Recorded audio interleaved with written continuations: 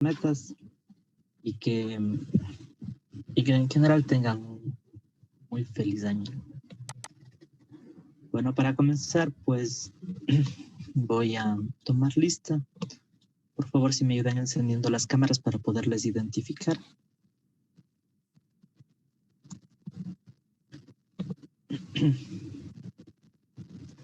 Dagmar Alcocer.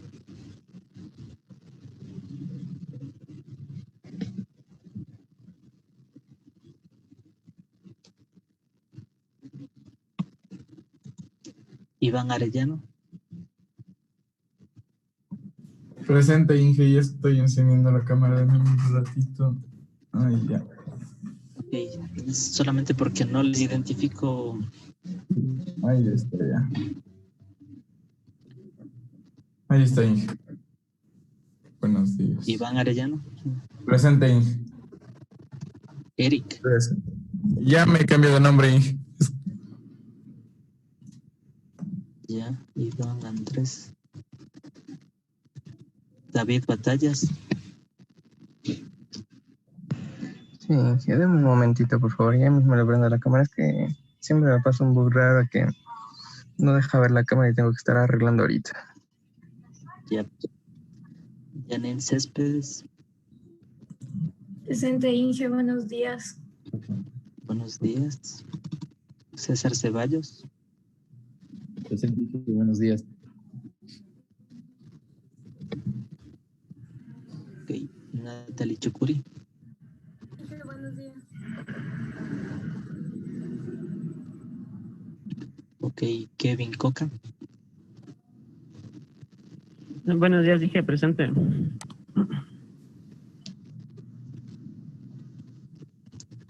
Christopher Fillallos. Presente, Inge, buenos días.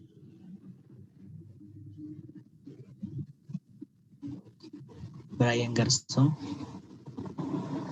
Presente, Inge, buenos días. Jordi Garzón.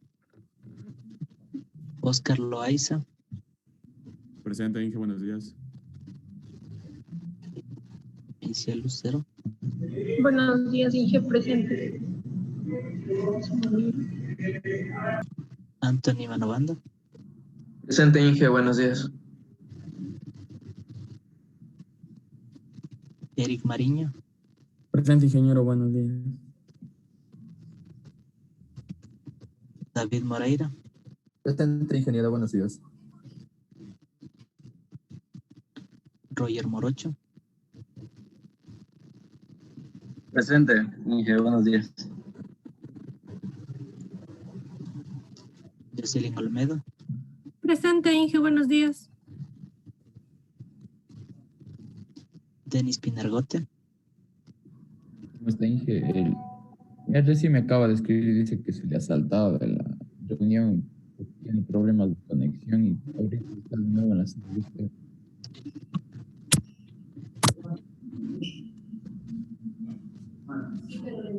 A ver. Pedro Pincay.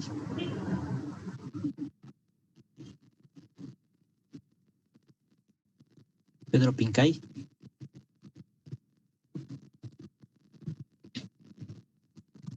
Jairo Poaquiza. Presente, Inge, buenos días. Joao Remache. Presente, ingeniero, buenos días.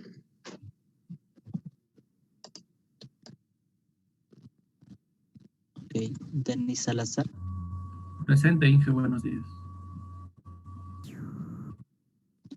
Byron Santillán. Presente, Inge, buenos días. Denis Sina Luisa.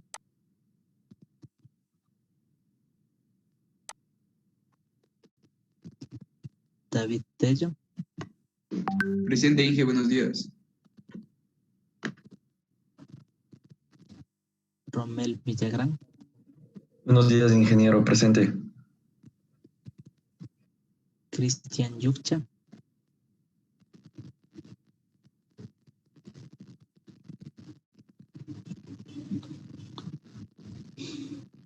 Alison Zapata. Presente, Inge, buenos días. Ok. A ver, las personas que ingresaron, por favor. Inge, buenos días. Pinar Inge, buenos días. No sé si me escuchó Joaquita Jairo. A ver, voy a ir por orden de lista porque si no. Dagmar Alcocer. Presente, Inge, buenos días. Pedro Pincay. Denis Pinargote. Presente, Inge. Buenos días.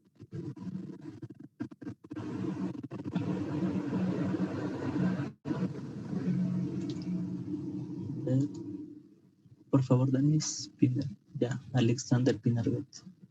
Sí, Inge, presente. No sé si me escucha bien. Se escucha bastante bajo. Okay. Y Cristian Yucha.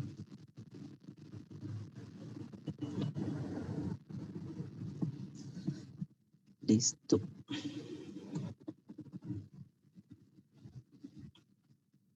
Bueno, entonces vamos a hablar un poco sobre, antes de empezar con la clase, vamos a hablar un poco sobre la materia. Okay, entonces empecemos con la parte de los avances académicos. Orientémonos en qué parte nos encontramos en este momento. Nosotros habíamos ya revisado la unidad de axial. Ahora vamos a comenzar con la unidad de flexión. Ahora yo puse los temas y puse por los días que vamos a tener clases. Resulta que en estos días pues hubo el feriado, entonces esta parte de aquí parecería como que no vamos a cumplirla. En realidad sí vamos a hacerlo, pero vamos a hacerlo de otra forma, un poco más rápido vamos a hacerlo. Bueno, entonces lo que vamos a hacer es, vamos a revisar la parte de esfuerzos en esta semana. La siguiente semana vamos a revisar la parte de deformaciones, ¿sí? Y después, pues entraríamos a una parte de revisión entre los esfuerzos y las aplicaciones computacionales para la elaboración del proyecto de experimentación grupal que están realizando, ¿sí? Entonces, en resumen, esta semana nos concentramos en los esfuerzos. La siguiente semana nos concentramos en las deformaciones. Ok, vamos a ver también en la parte del aula virtual.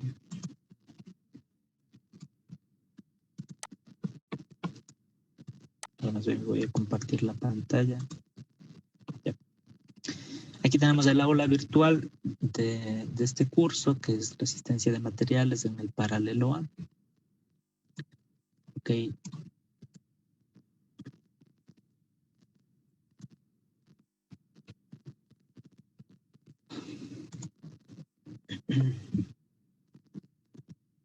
Bueno, entonces tenemos la unidad 1 que ya hemos acabado y está activa ya la unidad 2.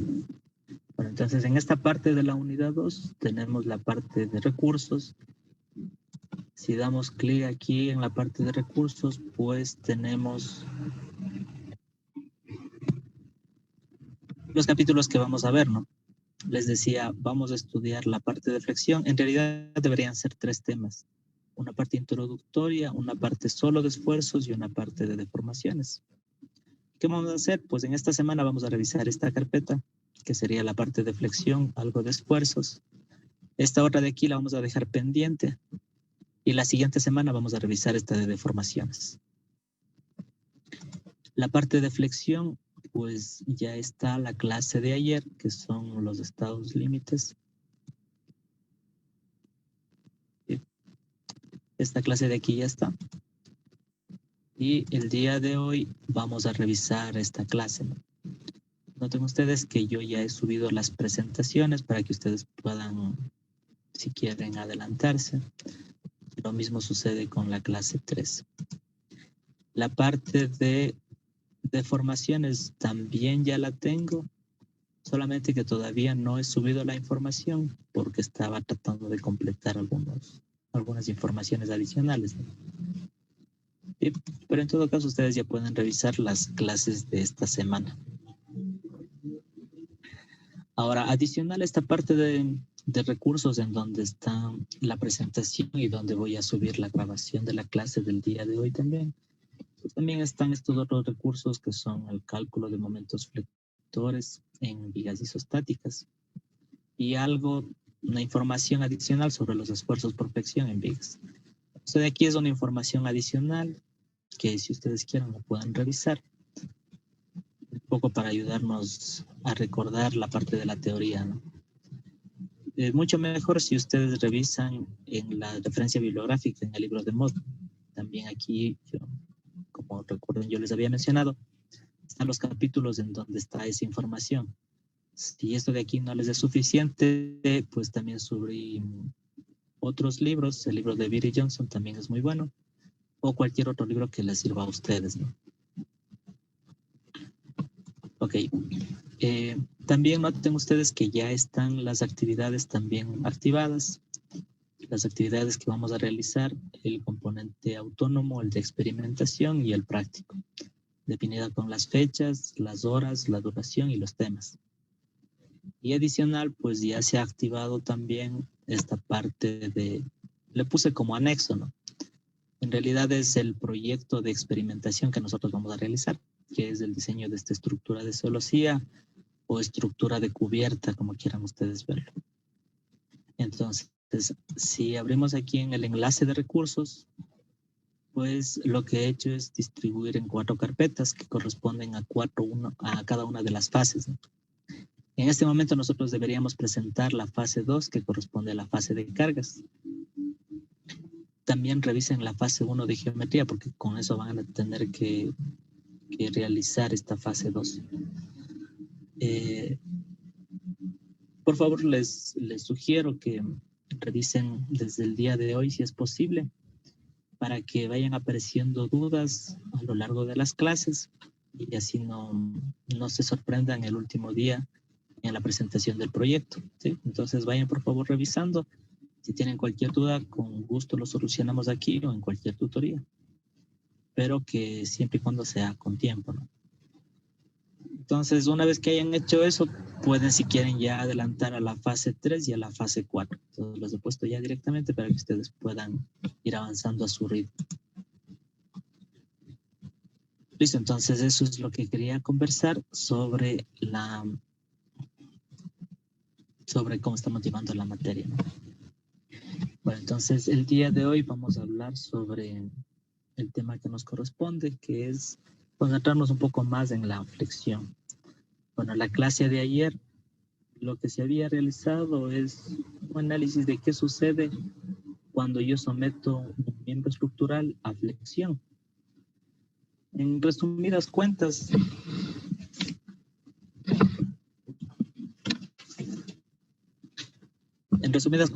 lo que yo tengo que hacer siempre cuando estamos hablando aquí del diseño estructural y la base que es la resistencia de materiales, tengo que hablar de los estados límites, ¿no? Entonces, eso debe estar bastante claro. Los estados límites son aquellas condiciones en las que un miembro estructural puede funcionar adecuadamente, ¿no? Así que cada acción va a tener un estado límite asociado. Ya habíamos estudiado el fenómeno de axial. Pues ahí el fenómeno de estado límite que estaba implícito en lo que estábamos realizando era en realidad la fluencia. No analizamos los casos de fractura porque eso ya corresponde al cortante. Ahora, en la flexión también tenemos unos estados límites, ¿no? Pero un estado límite también es el de fluencia, que es el que vamos a analizar, la fluencia en el estado elástico. Ok, entonces, si yo, por ejemplo, tengo una viga, aquí pues yo tengo una regla, ¿sí? Entonces, si a esta regla yo le someto a unas cargas verticales, va a suceder esto. ¿Qué sucede? Sucede que las fibras inferiores se extienden, ¿sí? Se extienden. Al extenderse, le llamamos eso tracción. Y las fibras superiores se comprimen. Entonces sucede un fenómeno de tensión y compresión en las fibras. Y aparecen justamente esos esfuerzos, unos esfuerzos de tensión, unos esfuerzos de compresión. Y básicamente eso es lo que vamos a estudiar. Una viga que está sometida a cargas y que tiene este fenómeno. Tensión en fibras inferiores, compresión en fibras superiores. ¿Ya? Ahora, esto que estamos estudiando en realidad corresponde a un caso muy particular, que es la flexión pura. Ahora, esto en la realidad no siempre se presenta. Lo estudiamos porque nosotros recién estamos entendiendo todo este fenómeno. Entonces, necesitamos dejar todo lo demás aparte y es concentrarnos solamente en la flexión. Por eso estudiamos la flexión pura.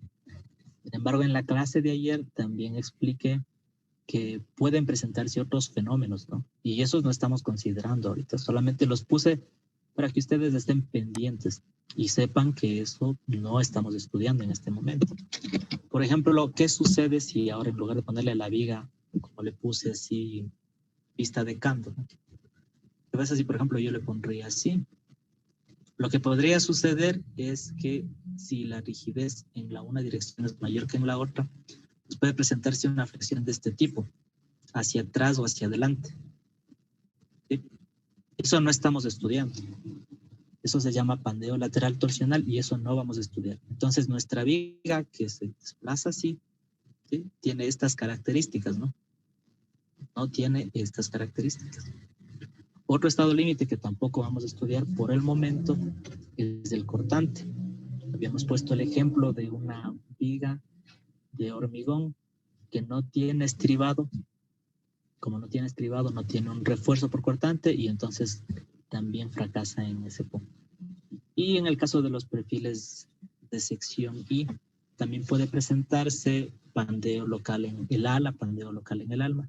Si los espesores de los elementos estructurales no son lo suficientes, pueden presentarse esos otros fenómenos. ¿Ya? Entonces solamente los puse para que ustedes sepan que esto podría presentarse, de hecho eso se presenta en la realidad, pero eso no vamos a estudiar en este momento. Solo vamos a estudiar el fenómeno de flexión pura. Ok, entonces hasta esa parte tal vez tienen alguna pregunta.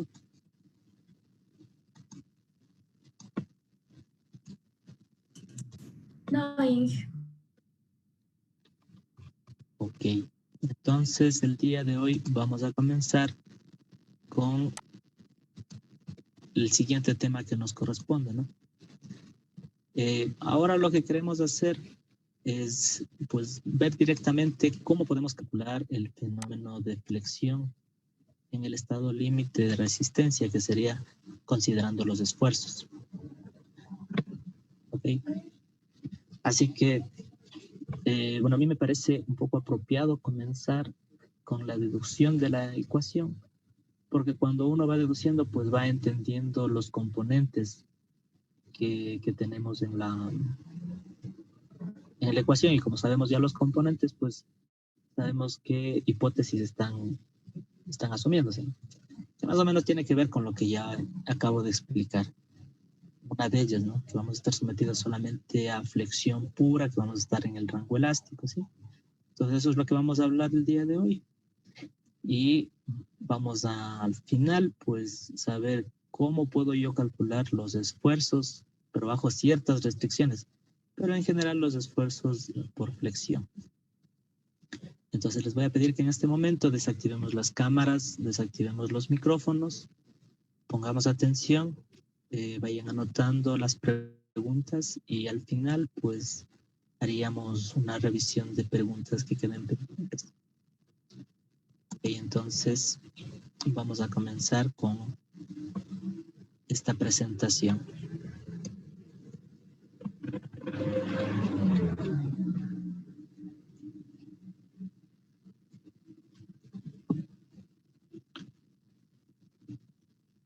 La grabación se ha detenido.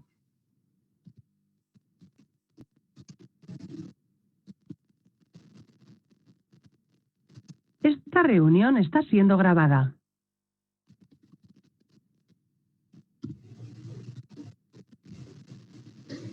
El día de hoy vamos a continuar con el análisis de los esfuerzos por flexión y vamos a comenzar con la fórmula que utilizamos para calcular estos esfuerzos.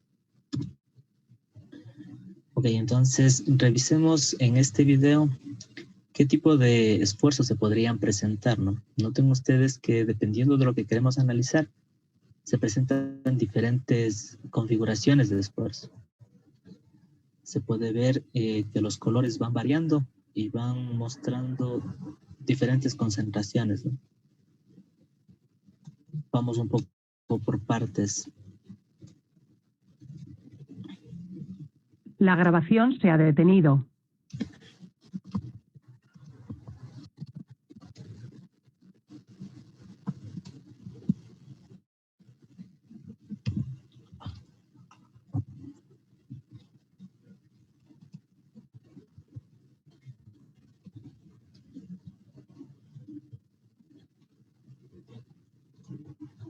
Esta reunión está siendo grabada. Ok, entonces aquí tengo yo una viga simplemente apoyada y en esta viga simplemente apoyada yo tengo una carga puntual. Notemos que inicialmente en esta carga puntual pues aparecen unos esfuerzos mayores en el punto en donde estoy aplicando la carga. Así que si estamos analizando, por ejemplo, aquí medición comportamiento plástico, pues me va a interesar una distribución no uniforme de esfuerzos. Y en el punto en donde estoy aplicando la carga, los esfuerzos serán mayores. Noten que a medida que va aumentando, pues van apareciendo los esfuerzos aquí en la parte inferior. A eso nos referimos con los esfuerzos de tensión en fibras inferiores. Y aquí, en cambio, se hace un análisis por cortante que aparecen como líneas inclinadas, ¿no? Y aquí podemos ver al final cómo se podría presentar la deformación si tuviéramos una carga puntual demasiado concentrada, una fuerza bastante elevada.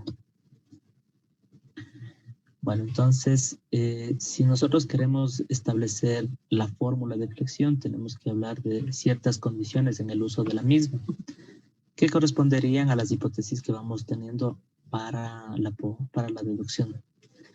Entonces, ¿qué estamos asumiendo? Pues que yo tengo una viga. Se le considera que yo tengo dos cargas puntuales en los tercios medios, porque de esta forma en la parte central se produce lo que se conoce como flexión pura. Tengo una viga, cuando aplico las cargas se produce esta deformada y a la vez pueden presentarse pues tensión en fibras inferiores, compresión en fibras superiores. Es decir, la parte inferior se alarga, la parte superior se comprime.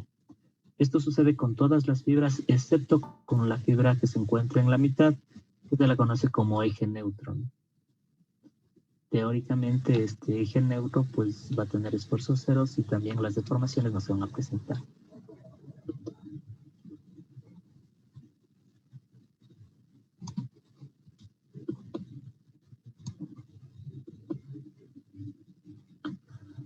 Bueno, cuando nosotros nos referimos al análisis de flexión, casi siempre tomamos a las vigas como ejemplo de flexión.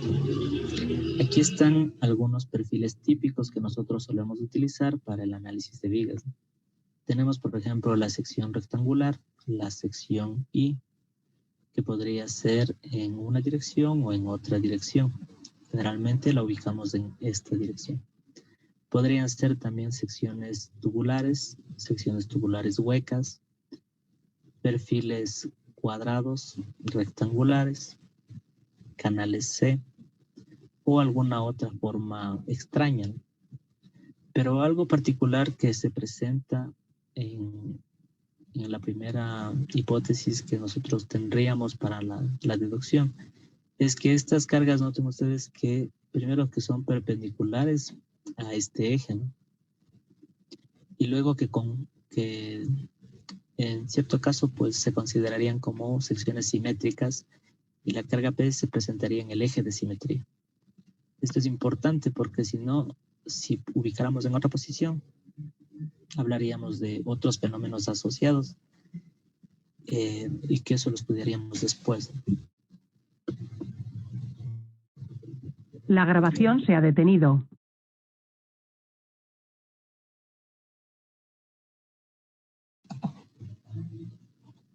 Esta reunión está siendo grabada. Tenemos acá, por ejemplo, estos otros casos en donde noten ustedes que tengo perfiles que no son simétricos y la carga se está aplicando en un punto que no es de simetría. ¿Qué va a suceder? Pues que aquí se va a generar una torsión adicional, ¿sí? Y en este caso, pues, se debería analizar las ecuaciones con otras hipótesis. Entonces aquí podemos ver por qué las hipótesis son importantes, ¿no? porque un caso es diferente a otro y cada uno va a tener sus particularidades.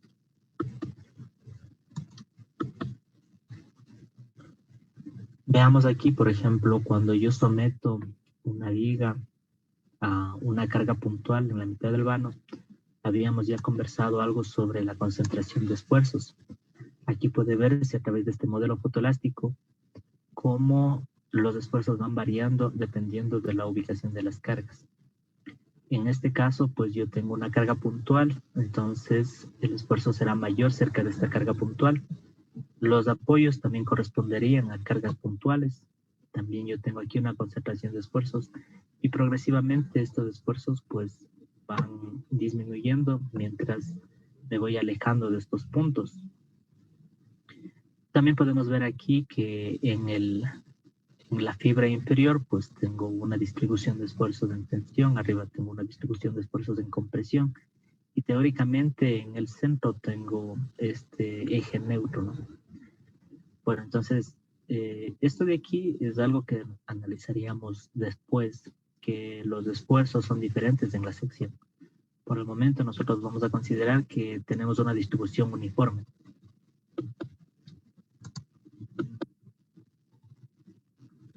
Okay.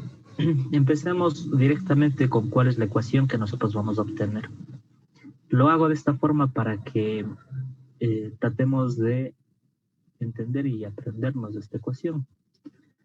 Digamos, el esfuerzo entonces va a ser igual al momento flector multiplicado por una distancia y dividido para el momento de segundo orden. Vamos después a aclarar a qué se refiere cada uno de estos términos, ¿no? En todo caso, lo que podríamos decir es que este esfuerzo se presentaría a una distancia y si llevamos al límite de esa distancia tendríamos ya el esfuerzo máximo, ¿no?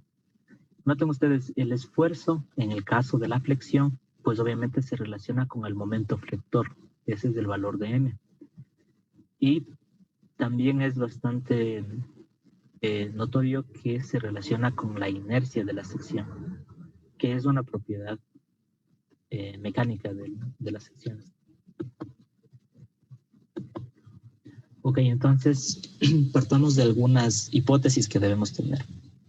Estas hipótesis vamos a categorizarlas. Hablemos primero de la geometría.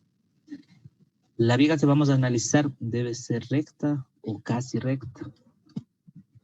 ¿A qué nos referimos con esto de que es recto o casi recto? Cuando yo voy aplicando las cargas en una viga, pues la sección irá progresivamente, al ser cargada, irá apareciendo tensiones en sus fibras. Sin embargo, lo que nosotros estamos analizando, ahí al final vamos a llegar a esta ecuación, pues toma en cuenta que esas deformaciones que se van a presentar no sobrepasan un límite. Porque si sobrepasaran un límite, pues la viga podría romperse o entrar en otros estados. Así que el hecho de tener una viga recta o casi recta, cuando está cargada, antes de ser cargada, y también un poco después de ser cargada, podríamos asociarlo con las deformaciones. Otra hipótesis que tenemos es que la sección transversal de la viga debe ser uniforme. Bueno, esto ya habíamos hablado algo sobre la homogeneidad. Nosotros notamos que influye bastante la forma de la sección, porque dependiendo de eso también podrían aparecer otros fenómenos asociados. Ok, aquí hay algo muy importante y es la viga debe ser relativamente larga y angosta en proporción a su perante. Pues la verdad es que este parámetro nos encontramos bastante en la realidad. Las vigas justamente cumplen esta característica, ¿no? Esta característica geométrica me está diciendo que la sección transversal es bastante pequeña respecto a su dimensión longitudinal. Esto de aquí, por ejemplo, si lleváramos al límite, a medida que siga aumentando su sección y cada vez se haga más grande, pues nosotros podríamos llegar, por ejemplo, a tener una pared. La grabación se ha detenido.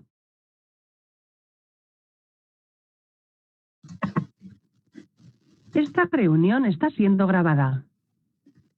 Por ejemplo, si yo tuviera una viga y esta viga, la sección cada vez sigue aumentando, podría llegar a transformarse en una pared.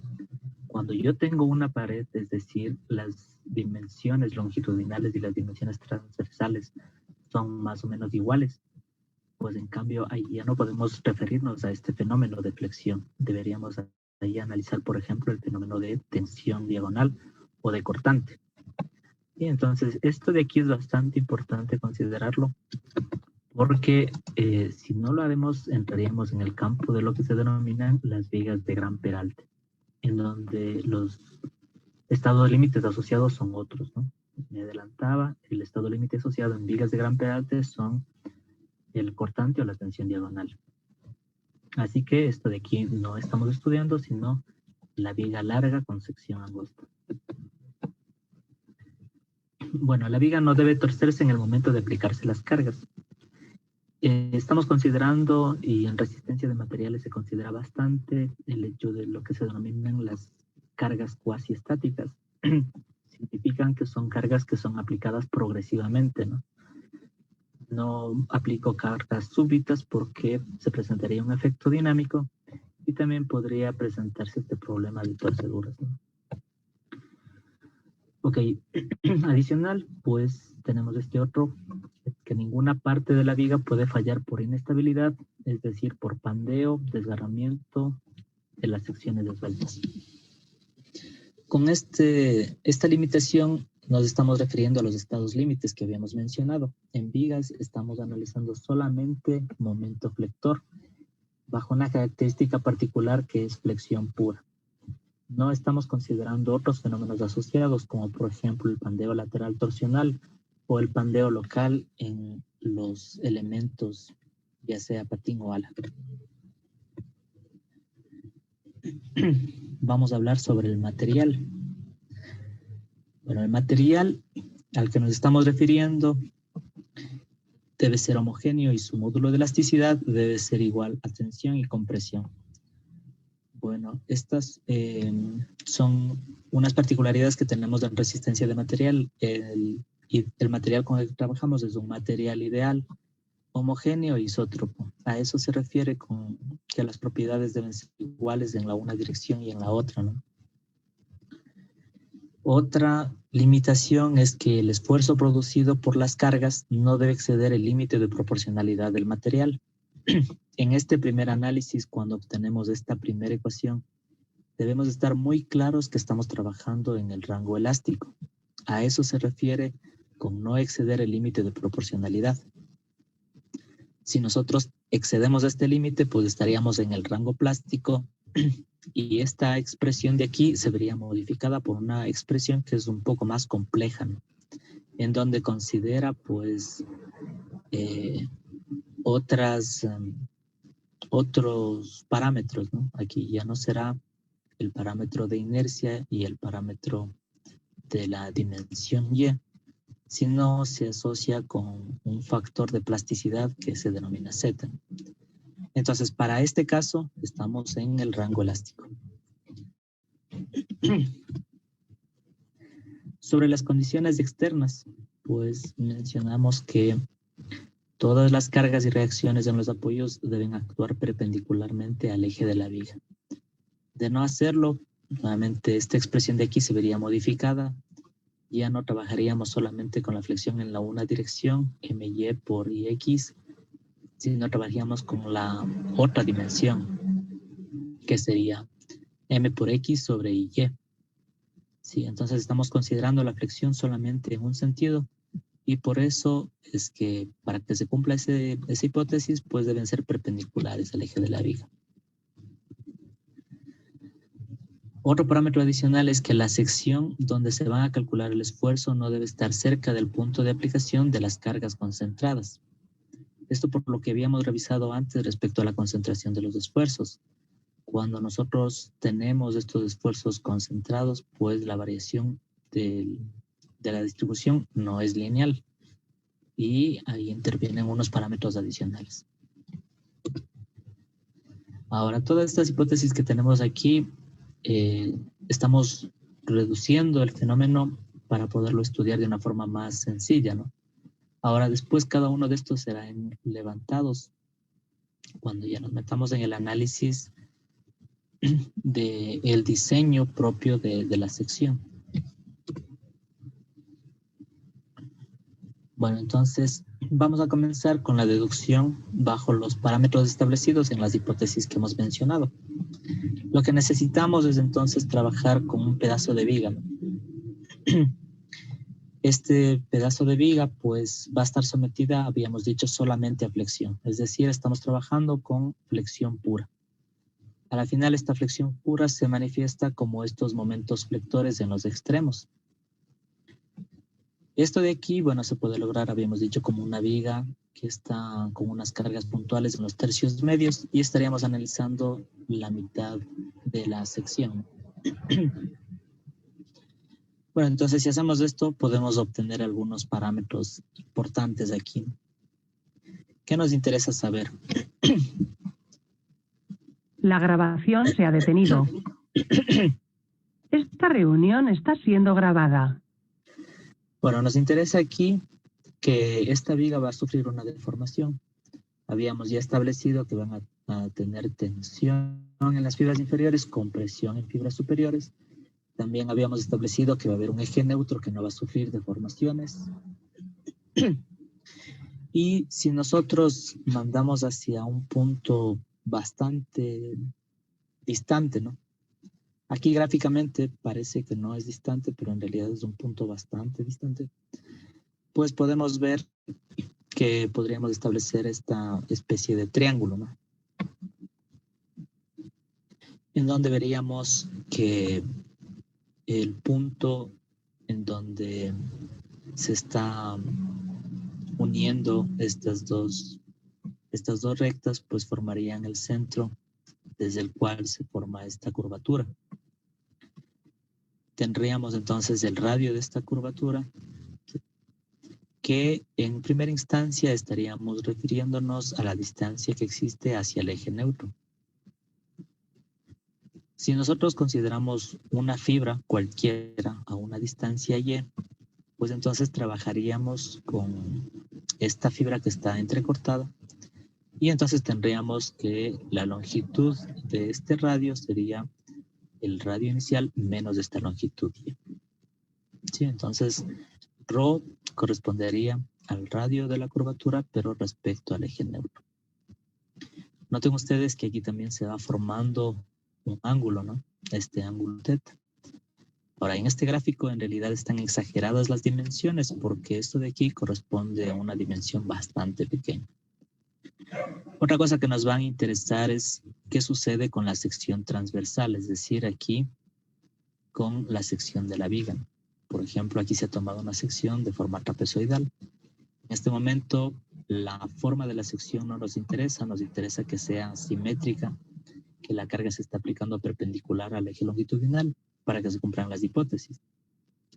Pero lo que podemos ver es que tenemos una distancia y en donde están las fibras que estamos analizando y que en el límite, esta distancia y, si lo llevamos hasta el extremo, hablaríamos de una dimensión c, que sería entonces la distancia que existe desde el eje neutro hasta la fibra extrema. Ok, entonces con estos parámetros vamos a comenzar con el análisis, ¿no? Comencemos con el análisis de la geometría. Pues aquí podemos plantear por trigonometría, pues la tangente de este ángulo.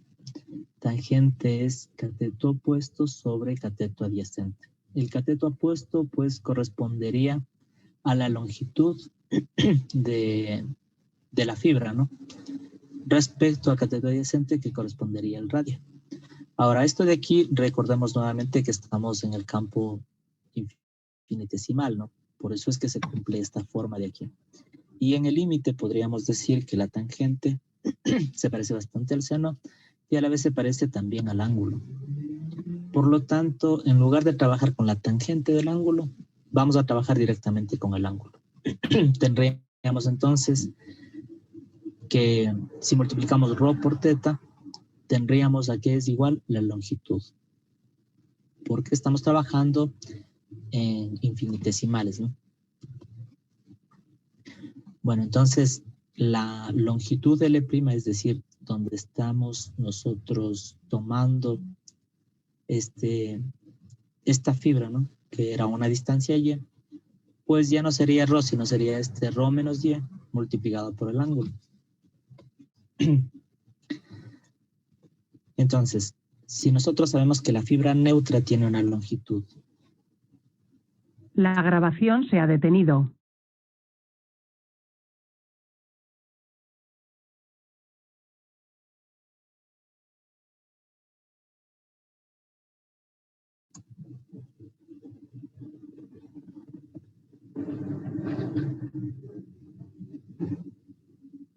Esta reunión está siendo grabada. Y la otra fibra pues tiene una longitud diferente. Podríamos entonces relacionarla respecto a la longitud inicial, que sería la fibra neutra, porque decíamos que esta no sufre deformaciones.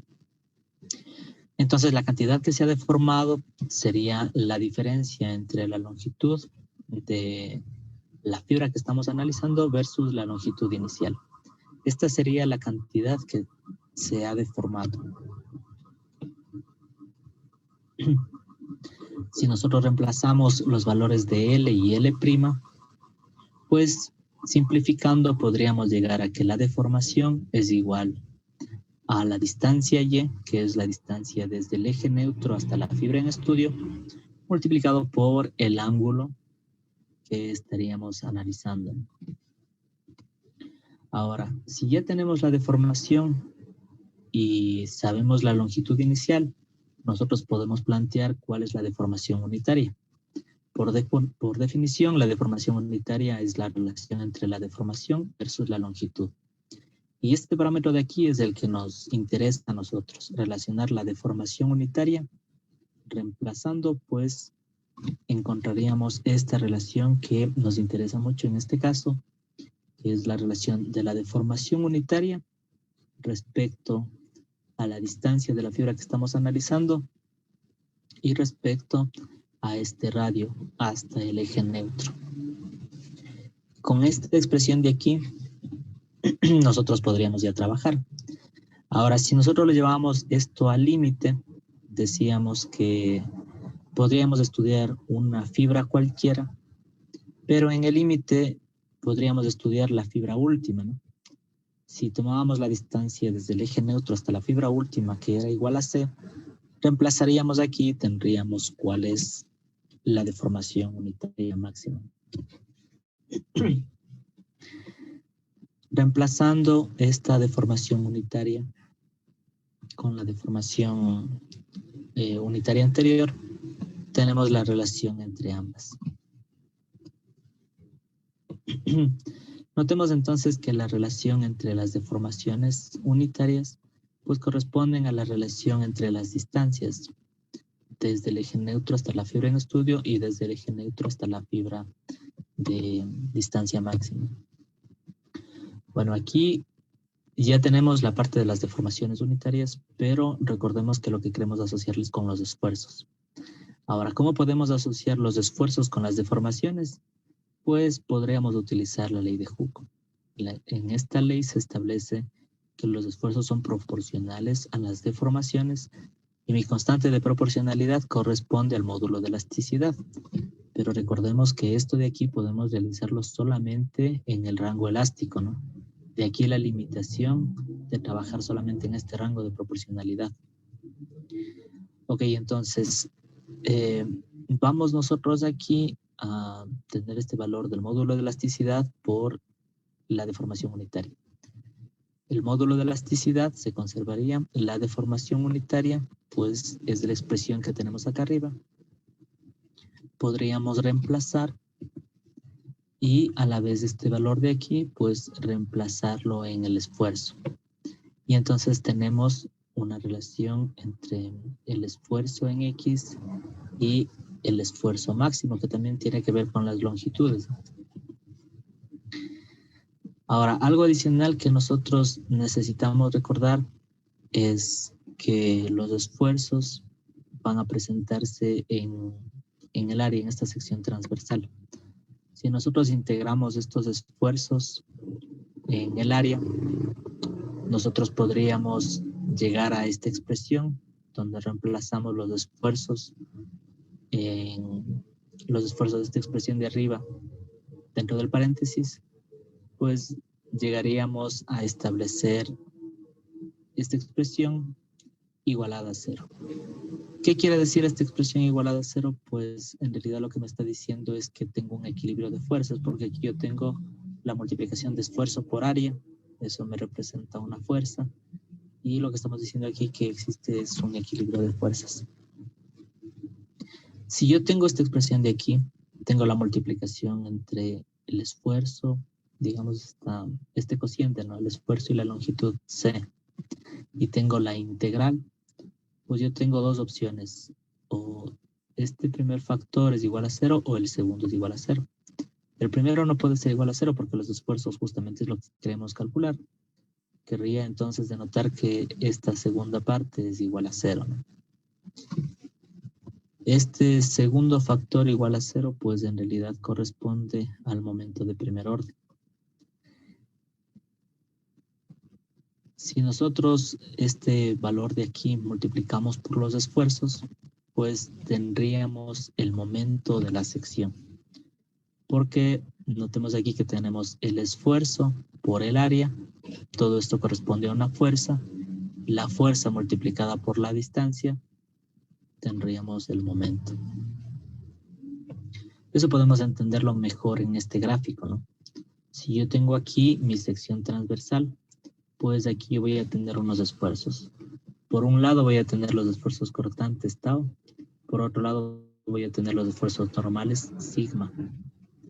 Estos esfuerzos normales van a estar en áreas muy pequeñas, diferenciales, y entonces la fuerza que se produciría sería igual a esfuerzo por distancia. Entonces de esa forma nosotros tendríamos esta fuerza que se genera en este punto de área de A. Lo mismo sucedería acá, yo tengo otra fuerza, ¿no? Que también sería el esfuerzo en ese punto por el dA, el diferencial de área en ese punto. Estas fuerzas son las que habíamos dicho que están en equilibrio, y a eso correspondería la integral de sigma x por dA igual a 0. Y también si nosotros multiplicamos esta fuerza por la distancia a los ejes, aquí tenemos el eje, tengo entonces fuerza por distancia, van a generar estos momentos de aquí. A eso corresponde esta integral que tenemos nosotros acá. Entonces, esfuerzos por área igual a 0, es decir, equilibrio de fuerzas igual a 0. Y también tenemos equilibrio de momento en la una dirección y equilibrio de momento en la otra dirección. En este caso estamos analizando solamente en esta dirección. Para flexión no simétrica, pues analizaríamos también un momento en la otra dirección. En este caso, como es una flexión simétrica, solamente tenemos en esta dirección.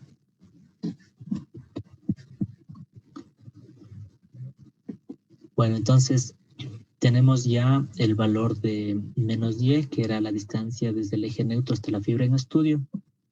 Y el esfuerzo, nosotros ya habíamos tomado un valor, lo reemplazamos. Y si de aquí sacamos la expresión, las constantes me quedan en la integral y cuadrado sobre dA. Y esto sería igual al momento, ¿no?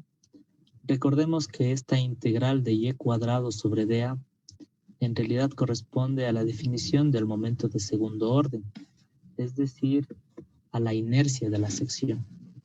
Por lo tanto, si reemplazamos y despejamos de aquí los esfuerzos, pues tenemos que sería el momento por la dimensión C, que es la distancia desde la fibra en estudio hasta la fibra máxima, y eso dividido para la integral de y cuadrado por dA, que habíamos dicho que es la definición del momento de segundo orden. Con eso tenemos entonces aquí son iguales los esfuerzos por flexión. Los esfuerzos por flexión entonces son iguales al momento flector multiplicado por la distancia desde el eje neutro hasta la fibra en estudio dividida para la inercia de la sección. Este primer caso sería un esfuerzo máximo cuando estamos analizando en la fibra extrema. Y si queremos analizar en cualquier otro punto, pues tomaríamos la distancia Y, que sería la distancia que va desde el eje neutro hasta cualquier fibra en estudio. Entonces sería hasta el extremo superior o inferior. Ok, vamos a realizar un ejercicio. Y vamos a ver algunas instrucciones para el uso de esta expresión. Bueno, entonces si nosotros notamos, lo que queremos hacer es calcular el esfuerzo, ¿no? Para calcular el esfuerzo, notemos que necesitamos, por un lado, el momento flector. Por lo tanto, vamos a necesitar los diagramas de momento. Para poder utilizar el diagrama de momento, podríamos también calcular el diagrama de cortante para la integración gráfica, ¿no? Pero lo que necesitamos es el diagrama de momentos para saber qué momento queremos evaluar. La distancia C, pues, esta es la distancia desde el eje neutro hasta la fibra en estudio. Por lo tanto, necesito la ubicación del eje neutro. Esto tendríamos en el centroide de la sección. Con eso yo podría calcular esto. El momento de segundo orden o la inercia de la sección también es el otro parámetro que necesitamos. Y luego que evaluemos esto, pues deberíamos analizar en qué fibra quiero yo estudiar. Si quiero estudiar en la fibra extrema o en alguna fibra intermedia. Con eso podríamos entonces evaluar el esfuerzo. Ok, entonces vamos a calcular el esfuerzo máximo causado por flexión de una sección transversal cuadrada de 100, digamos de 25%, y donde la carga en la viga está aplicada en la mitad del vano. Tengo entonces una viga simplemente apoyada con una carga puntual en la mitad del vano. Tengo mi sección y vamos a encontrar esta expresión que es la de los esfuerzos, ¿no? Entonces, esfuerzo es igual a momento flector por la distancia de la fibra en estudio sobre la inercia.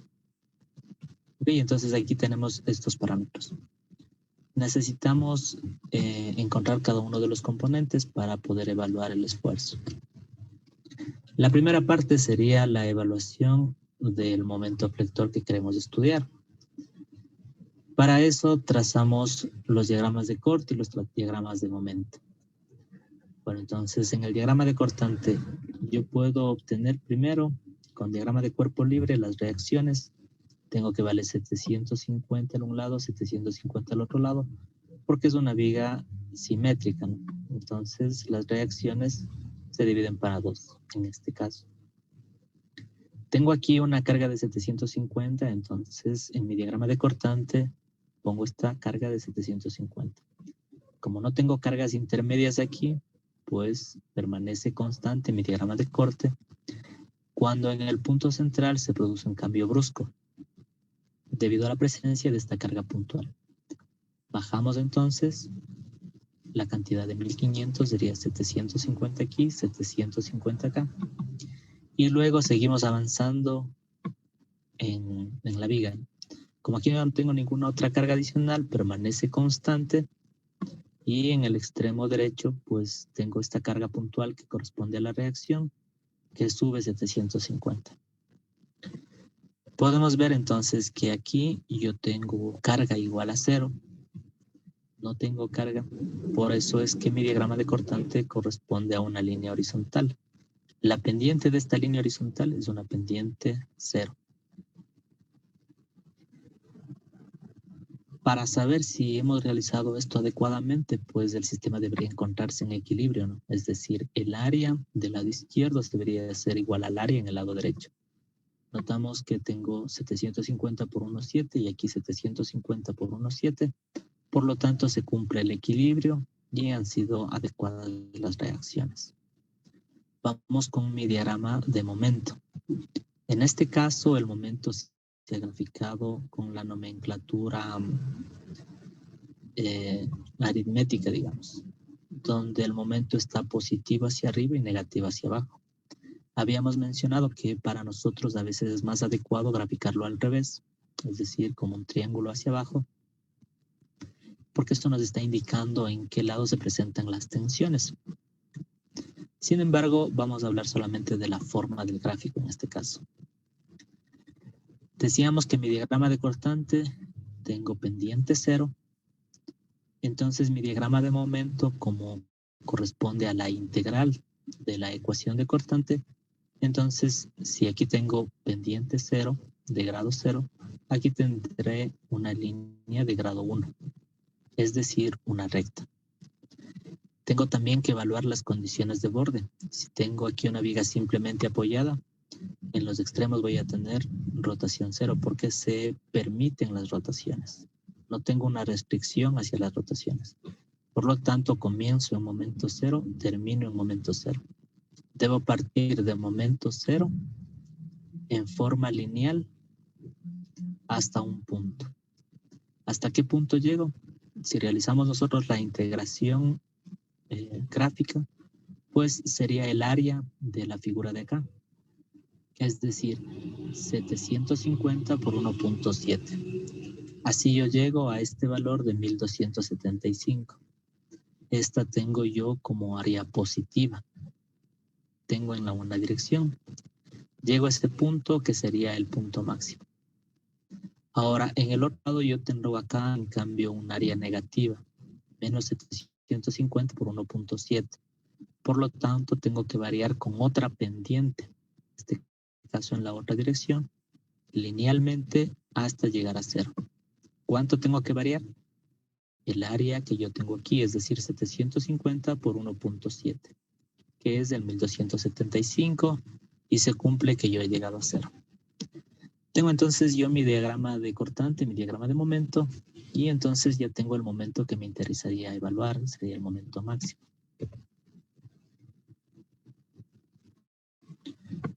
Ok, entonces vamos ahora a trabajar con la sección. Ya tengo el momento, necesito yo los otros parámetros. Por un lado, necesitamos la inercia. Cuando hablamos de inercia en esta expresión, recordemos que estamos hablando de esfuerzos máximos, por lo tanto también nos interesan los momentos de inercia principales. Los momentos de inercia, recordemos nosotros, que se refieren a cualquier fibra, ¿no? Puedo yo encontrar respecto a cualquier fibra, ya sea en la base, ya sea en la parte superior o en cualquier otra intermedia. Además, yo podría considerar la inercia respecto a un eje inclinado que se encuentre totalmente alejado de la sección. De entre todo ese infinito número de ejes que yo podría calcular, el que a mí me interesa en este caso para calcular los esfuerzos son los de inercia respecto a los ejes principales. Los ejes principales en este caso son muy sencillos de encontrar, ya que corresponden a los ejes de simetría. Entonces, vamos a referirnos al eje de simetría horizontal, es decir, aquel que pasa por el centroide. Respecto a este de aquí, es el que vamos a calcular nosotros. Entonces, el momento de inercia respecto al eje principal corresponde a BH cubo sobre 12, porque es el principal. Entonces, la base es, en este caso, 25, la altura es 100. Al cubo sobre 12, pues yo ya tengo cuál es la cantidad del momento de inercia en unidades de la cuarta.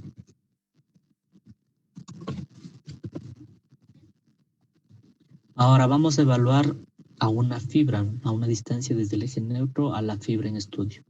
Yo tengo el eje neutro aquí, el eje centroidal, digamos, y yo podría evaluar en cualquier punto de estos.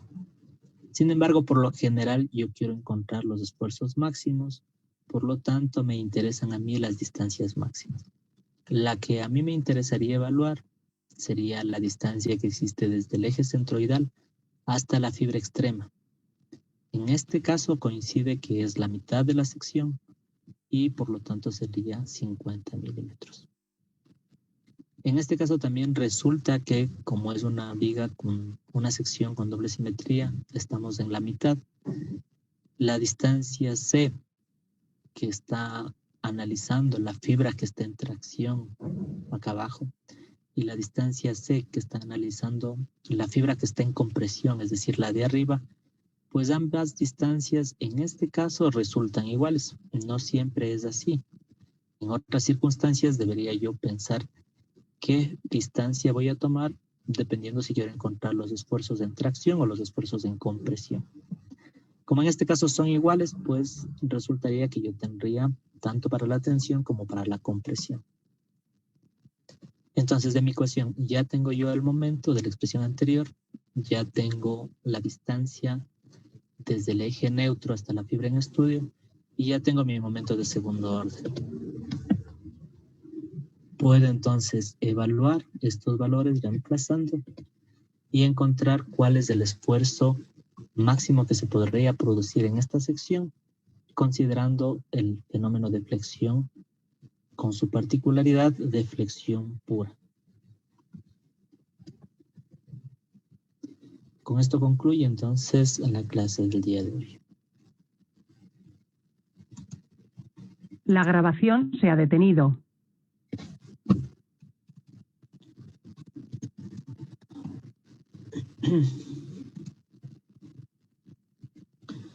Ok, entonces vamos a la siguiente parte de la clase. No sé si tienen alguna pregunta.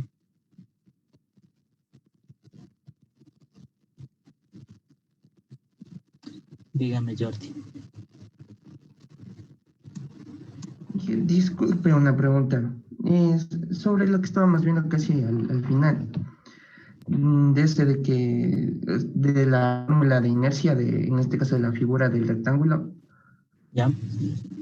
No sé si influye la posición más larga, en este caso de la viga, la longitudinal, que esté como estaba en el gráfico, o si le pongo en forma contraria, digamos, la longitudinal hacia abajo, cambiaría la fórmula, o utilizarían la inercia en Y.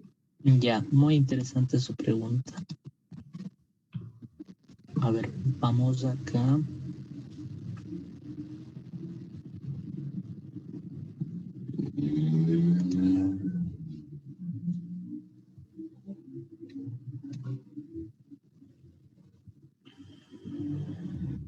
A ver. Ya. Entonces, notemos que nosotros aquí tenemos una viga, ¿no? Lo primero que debemos tener claro es la posición de la viga. ¿Sí? Por ejemplo, aquí yo tengo nuevamente mi regla, ¿no? Si yo estoy analizando la viga, debo tomar muy en cuenta si tengo en esta posición vertical o si tengo en esta posición horizontal. Porque no es lo mismo, ¿no? Por ejemplo, si yo le pongo en esta posición, ¿sí? Y yo trato de flexionar, pues note usted que estoy aplicando una fuerza, pero casi no se produce la deformación, ¿sí? Ahora, ¿qué pasa si yo pongo en esta posición? Si pongo en esta posición y aplico la fuerza, pues note que se presenta bastante clara la flexión, ¿no es cierto? ¿Qué quiere decir eso? Que influye muchísimo la posición de la sección transversal. Entonces, para nosotros creo que se nos daría bastante coherente poner la viga en esta posición, ¿sí? No en esta posición. Porque medio intuitivamente usted diría, en esta posición va a resistir más que en esta posición. Esa intuición que nosotros tenemos, aquí lo estamos viendo matemáticamente, ¿ya? Entonces, esta intuición de ponerle la viga así o así, nosotros aquí en resistencia, en estructuras, es lo que entendemos como el momento de inercia. Entonces, el momento de inercia es muy diferente en esta posición que en esta posición. Así que, ¿cómo tengo que calcular yo? Pues tengo que calcular cómo está la viga. En este caso, la viga está así. Por lo tanto, la inercia siempre es VH cubo sobre 2. Es V por H al cubo sobre 12. Digamos, el momento de inercia respecto a los ejes principales, ¿no? Ahora, ¿qué pasaría si yo evalúo a la viga así? En este caso estaría cometiendo un error, porque mi viga no tiene esa posición. ¿Sí? primero. Segundo, si yo evalúo, pues yo voy a tener B por H al cubo sobre 2. Lo que va a resultar es que yo voy a tener una inercia bastante pequeña. Por lo tanto, el comportamiento va a ser diferente y los esfuerzos que yo tengo van a ser también diferentes. Entonces, primero, tener claro que la orientación de la sección influye muchísimo. Y segundo, que yo tengo que calcular cómo tengo en la realidad. ¿Ya? Algo de eso también vamos a hablar cuando estemos haciendo en la cubierta. Pues ahí justamente hacemos ese análisis, ¿no? Cuando nosotros dibujamos en el SAP, pues a veces las secciones se dibujan indistintamente, se dibujan así o se dibujan así. Pero para nosotros no es lo mismo, o sea, el programa dibuja así, pero para nosotros no es lo mismo. Por eso tenemos que hacer un cambio de lo que se denominan los ejes locales. Entonces después, por ejemplo, en el programa vamos a hacer eso. Vamos a dibujar y después vamos a ver cómo está dibujando el programa.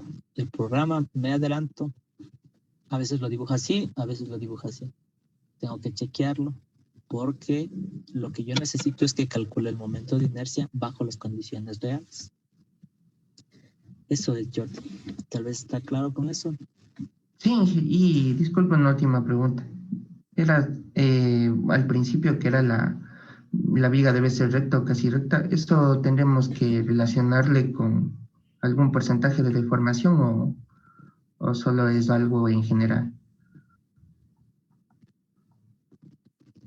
Ya. Bueno, lo que pasa es que esto de que la viga es recta, en realidad, como les digo, en este momento estamos empezando con todo el estudio que de aquí en adelante van a tener en estructuras, ¿no?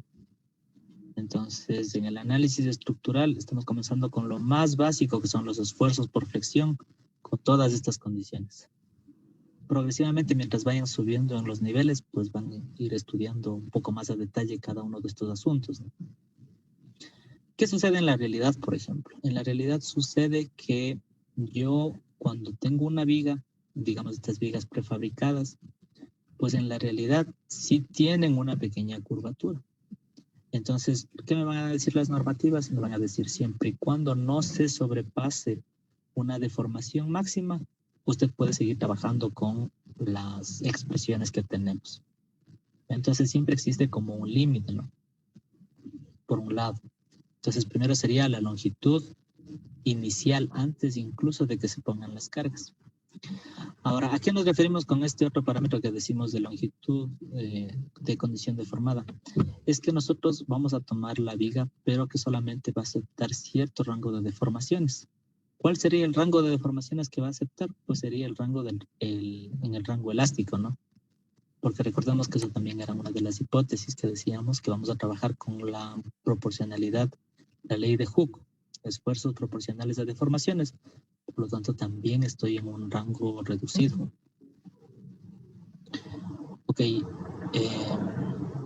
Entonces, en realidad lo que estamos aquí diciendo es que yo no voy a evaluar mi viga hasta que la viga, pues, colapse. Porque cuando colapsa, pues, ya va a sufrir primero otras deformaciones y también, pues, va a romperse y ya no va a tener, ya no vamos a poder calcular ahí las deformaciones. Así que, ¿cuáles son las deformaciones aceptables? Aquellas deformaciones que permanecerían en el rango elástico. Que en este caso en realidad son condiciones bastante teóricas, porque nosotros en la realidad en el diseño no trabajamos solamente en el rango elástico. Pero esto de aquí nos permite establecer unas ecuaciones iniciales que luego poco a poco se van modificando para tomar en cuenta los otros fenómenos. Eso es yo. Muchas gracias.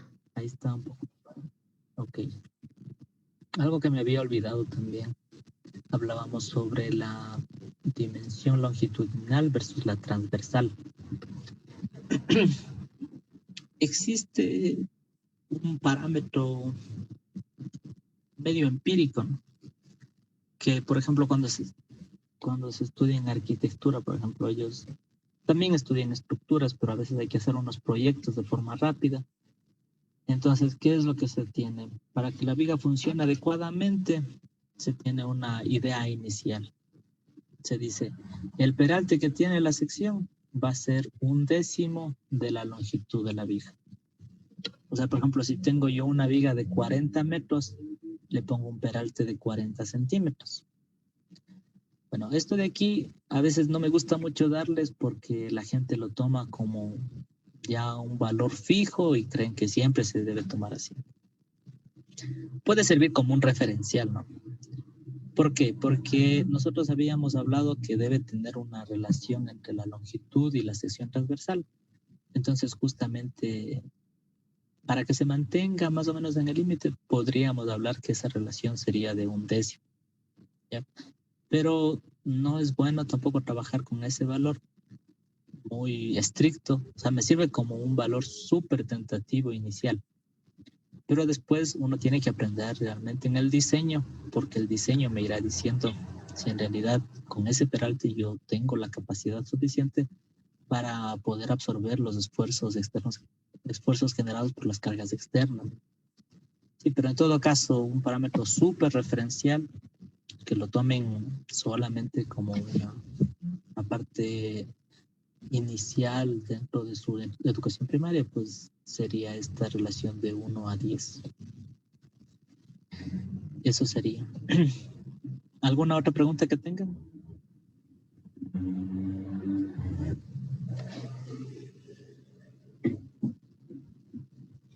Sí, diga David. Una pregunta, Inge. ¿Tendríamos problemas en caso de que la sección de la viga no fuera simétrica o el proceso sería igual en ese caso? A ver, por el momento vamos a tratar de cumplir con las hipótesis, ¿no? No vamos a irnos con otras características, porque lo que pasa es que todavía no estudiamos nada de eso. De hecho, como el tiempo está bastante limitado, no sé incluso si aquí podamos analizar eso. En otros semestres sabía analizar, pues, se llama flexión simétrica y flexión asimétrica, se llama eso. Entonces, ¿qué resulta? Pues, resulta que yo tengo una ecuación aquí bastante sencilla, ¿no? El esfuerzo es igual a M por Y sobre I. Esta expresión, que es súper sencilla, corresponde bajo estas limitaciones. Si yo tengo que, por ejemplo, la sección ya no es simétrica, pues entonces tendría otros componentes dentro de la sección y ya no debo considerar yo solamente el momento de segundo orden en la dirección X, sino tengo que considerar el momento de segundo orden en la dirección Y y también el momento polar de inercia. Y bajo esto evaluar una ecuación que es un poco más compleja, que tiene los 3 parámetros, ¿no? Tiene el momento en X, el momento en Y la conjugación de los 2 momentos. Así que no podemos, en este momento, no podemos meternos con otras hipótesis, con otras características de viga bajo las que hemos señalado, porque estaríamos evaluando de una forma errónea el esfuerzo. Así que solamente con estas hipótesis vamos a tratar de cumplirlas. Eso es, David. Listo, Inge, muchas gracias. Con mucho gusto. ¿Alguna otra pregunta, duda, sugerencia que tengan?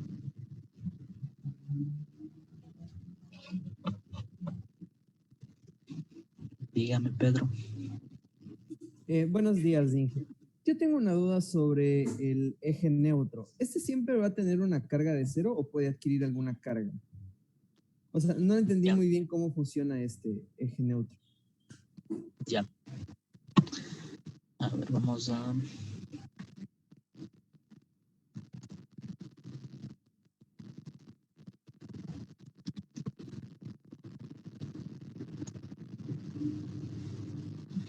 A ver, se está compartiendo la presentación.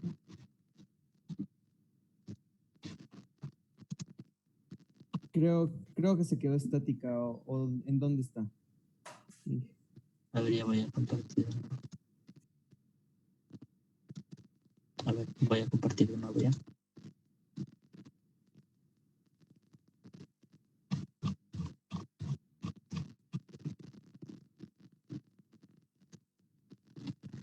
Ok, tal vez están observando ya la presentación. Sí. Ya. Entonces vamos a analizar esta parte. A ver. Bueno, este video de aquí me parece bastante interesante. Ustedes lo pueden realizar en casa también. Simplemente tenemos una esponja en donde hemos marcado los cuadrantes, ¿no? Y hemos trazado aquí el eje neutro. Entonces, en primer lugar, aquí estamos hablando de esfuerzos, ¿no? La carga, son condiciones externas. La carga en realidad está en toda la sección, en los puntos en donde yo haya aplicado. Eso dependerá si yo tengo carga distribuida, carga puntual, eso es otra cosa, ¿no?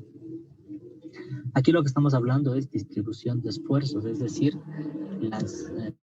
las presiones internas que se presentan en las fibras. Así que, respondiendo a la parte inicial de su pregunta, la verdad es que no tiene mucho sentido porque usted está hablando de las cargas versus el eje neutro, entonces no tiene nada que ver eso. Las cargas están fuera de la viga y lo que estamos analizando aquí son los esfuerzos, ¿no? Los esfuerzos y las deformaciones en las fibras. Entonces, eso primero para aclararlo. Luego hablamos sobre el eje neutro. Entonces, noten que aquí están dibujados estos cuadritos, ¿no?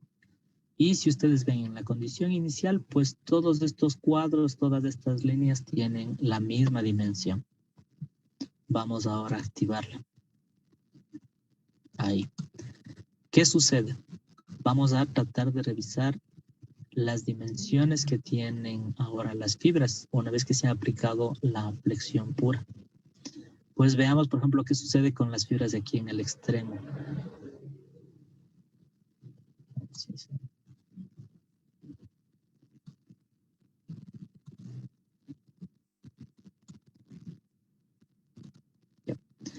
Entonces veamos aquí, por ejemplo, tengo una dimensión, el eje neutro tiene una dimensión y la fibra superior tiene otra dimensión.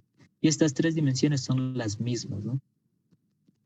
Ahora vamos a evaluar qué sucede en la mitad.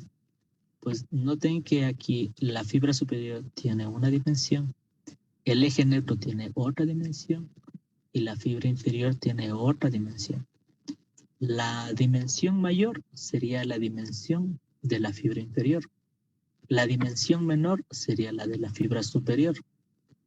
Y la fibra que no ha sufrido ninguna deformación respecto a su posición inicial es este eje neutro. Entonces, este es del eje neutro. En realidad, el eje neutro es un eje teórico, ¿sí? Nosotros en la realidad es casi bastante difícil encontrarle, porque es una línea, y recuerden que la línea es un concepto abstracto, ¿no? Entonces, esto de línea en realidad no existe en la naturaleza, pero nosotros decimos la línea, el eje neutro, pues aparecería justo en la mitad de la sección. ¿Qué sucede entonces en esta fibra? Que las dimensiones antes de la deformación y después de la deformación siguen siendo las mismas. Lo que no sucede, por ejemplo, con los extremos, que sería el extremo superior y el inferior, en donde sufren alargamientos o acortamientos. ¿Sí? Entonces, a eso nos referimos con el eje neutro. También algo particular, después vamos a referirnos a eso, es que también justo en el eje neutro los esfuerzos van a ser cero también. Es otra particularidad que se tiene en este eje. Entonces, a eso estaría referido. No sé si con eso está un poco más claro. Sí, ¿sí? Pedro Pincay, sí, Inge, muchísimas gracias. Ya, entonces estamos claros respecto a los esfuerzos y a las cargas, ¿sí?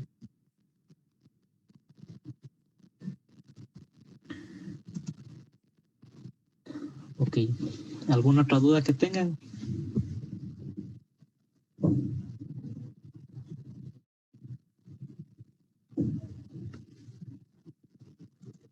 ¿Ninguna duda adicional?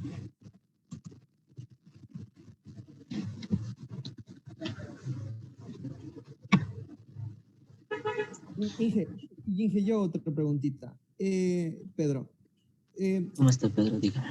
Al momento de elegir nosotros un material, tienen que ver mucho sus especificaciones, ¿verdad? Para, según esto, pueda soportar ciertas cargas. ¿Estos tienen, el material tiene algún manual o alguna especie diciendo que soporta tanto? ¿O cómo sería la elección de ese material? por ejemplo, para una viga. Ya. A ver, entonces hablemos un poco sobre los materiales, pues. A ver, sino que me pone como bastantes preguntas y un tema bastante extenso ahí. Voy a tratar de resumirlo. Cuando yo voy a diseñar, primero que yo escojo con anticipación cuál es el material con el que yo voy a diseñar. Por ejemplo, digamos que vamos a construir su casa, Pedro. Ya, entonces usted conversa con su familia y dice, nosotros pensamos que podemos diseñar con concreto.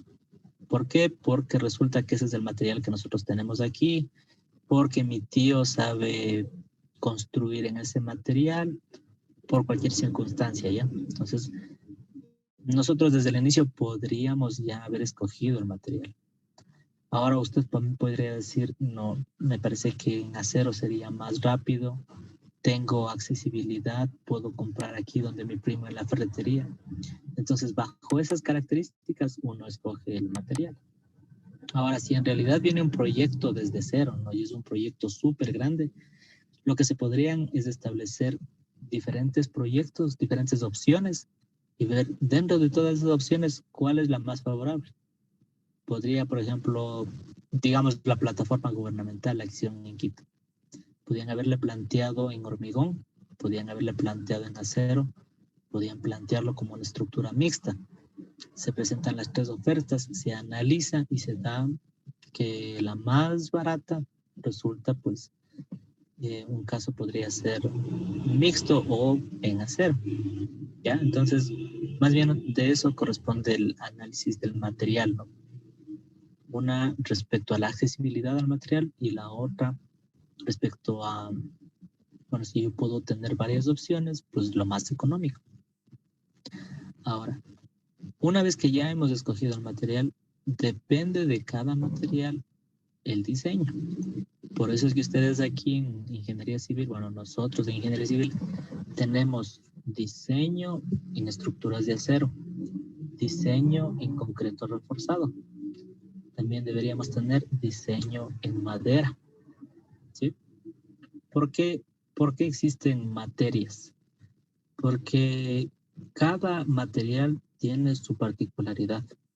Usted no puede diseñar igual como diseña en acero, igual no puede diseñar en concreto.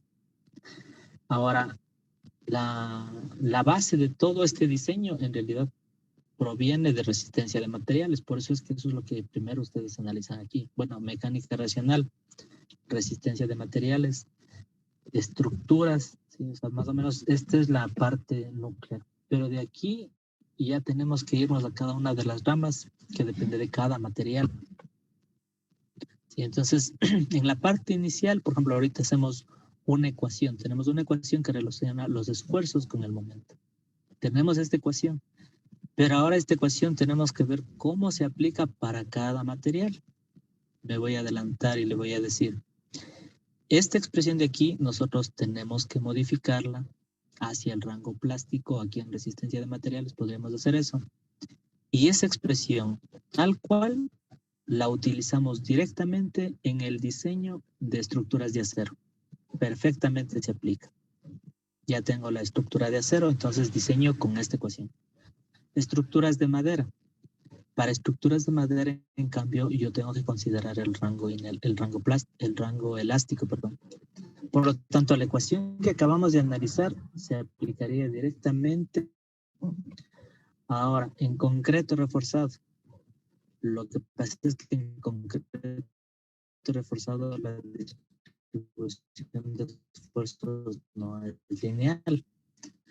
La distribución de esfuerzos me dice que la viga de concreto va a presentar fisuras, por lo tanto la parte en tensión no va a trabajar. Trabajo solamente con el bloque de compresión, pero el bloque de compresión tiene que ser modificado por un factor de 0.85 y bajo esas condiciones yo evalúo el momento que puede presentarse bajo una distribución de esfuerzos no uniforme que tiene esfuerzo cero bajo del eje neutro.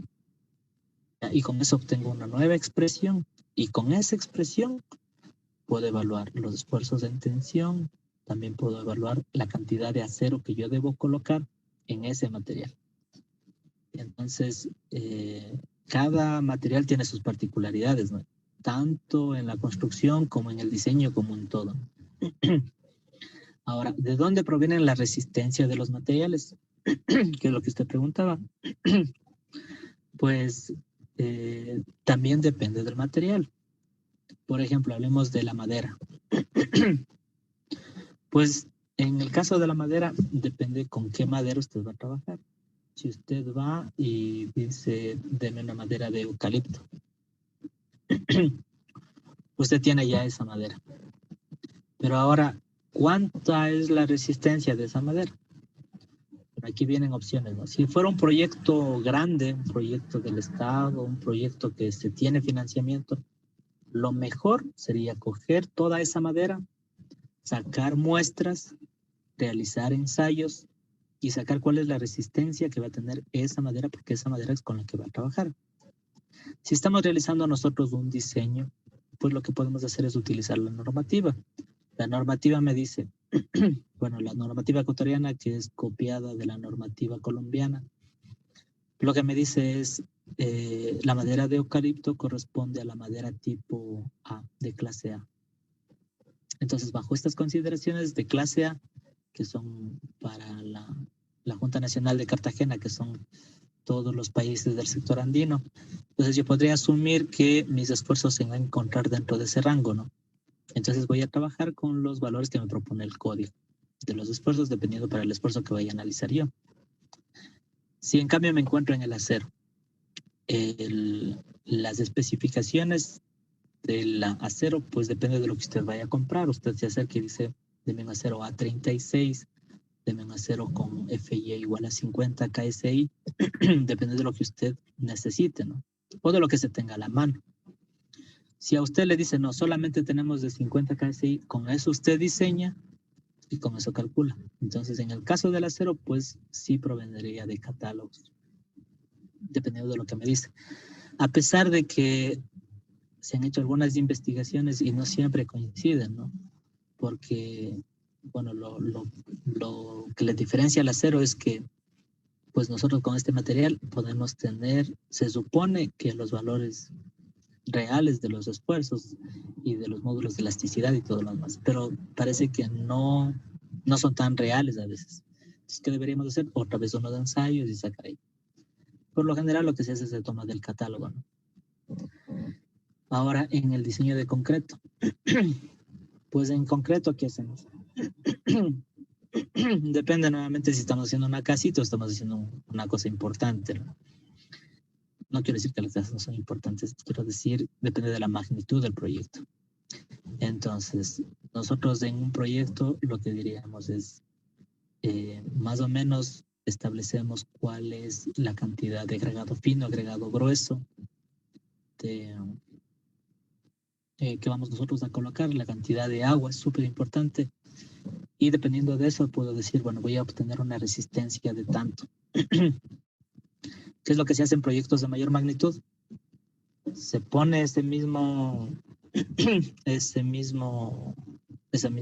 mezcla, digamos, pero luego se sacan testigos, se llama.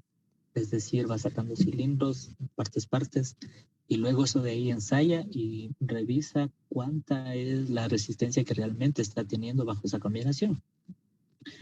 A veces mucho mejor es contratar, por ejemplo, a una empresa que se dedica solamente a hacer eso. Entonces ellos traen con la mezcladora y ellos le garantizan cuánto va a tener de resistencia ese material que le están dando. Porque ya viene se supone que ya viene con esa garantía, ¿no? Sería otra forma. Así que la resistencia de los materiales, o sea, cuánto mismo, pues primero que depende de lo que quiero analizar, porque una cosa es módulo de elasticidad, otro esfuerzo a la compresión, cosas así. Y eso depende de cada material y de cada circunstancia. No sé si me di a entender, Pedro. Sí, Inge, muchísimas gracias. Ya. ¿Sí iba referido a eso o tenía algo pensado? Porque a veces ya tienen algo pensado y yo los confundo más. No, sí, de hecho era ese tipo más que todo de dónde conseguimos un poco las especificaciones del material y eso, como dice, es de catálogo o depende del material también.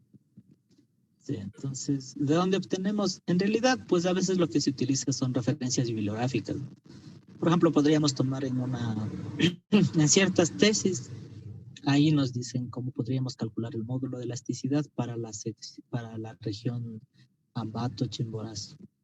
Entonces ya existen unas investigaciones, podríamos utilizar esa de ahí. Ahora lo mejor es tomar lo que nos dice la normativa, en el caso del módulo de elasticidad del concreto, por ejemplo. Nos dice 15.100 por la raíz de F'(C). Podemos utilizar esa expresión y con eso calcularíamos. Y es donde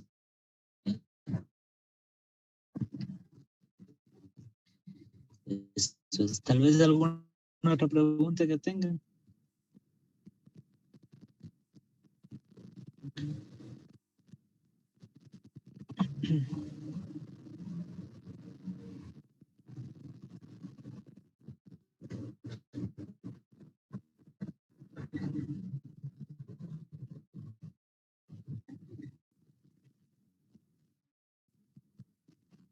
Entonces, si no hay ninguna pregunta adicional, avanzaríamos hasta ahí. No se olviden de revisar el aula virtual. En este momento ya vaya a subir estas grabaciones. También no se olviden de revisar con anticipación la parte del proyecto de experimentación. Y bueno, espero que tengan una buena semana. Nos encontraríamos en la siguiente sesión. Hasta luego, muchachos. Gracias. Hasta luego. Muchas gracias.